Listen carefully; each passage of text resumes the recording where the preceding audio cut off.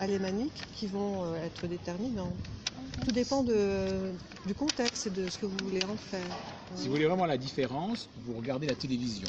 Vous regardez les nouvelles à la télévision. C'est à 19h30 chez les romans et à 19h30 chez les alémaniques. C'est deux émissions, deux journaux télévisés complètement différents.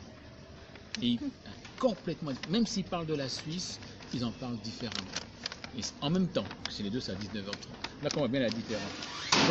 Donc c'est pas seulement une question de langue, c'est vraiment différent. Et il y a beaucoup plus quand même une part réservée à l'humour. Enfin moi c'est ce que j'ai vécu, puisque j'ai vécu dans les deux parties de la Suisse. Les romans ont quand même un sens de l'humour plus développé. Et non mais c'est vrai. On rigole au roman.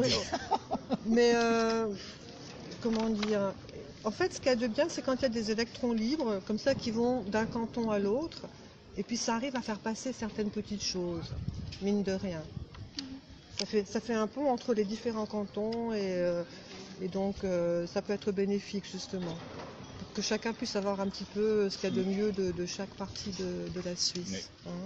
L'école que vous fréquentez était-elle bilingue? Moi non. Moi non plus. Non. Elle n'était pas bilingue. Votre niveau de compétence dans les langues respectives est identique à l'oral et à l'écrit ou différent? Différent. L'allemand, je me débrouille.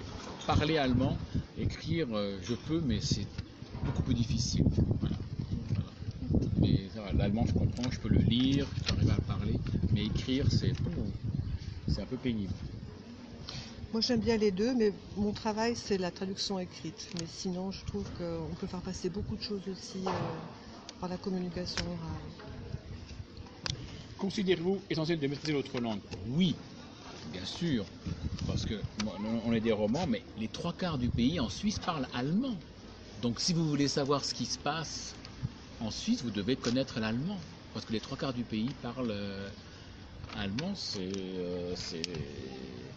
un peu peut-être comme en Espagne. Si vous parlez seulement le basque, vous ne savez pas ce qui se passe dans toute l'Espagne.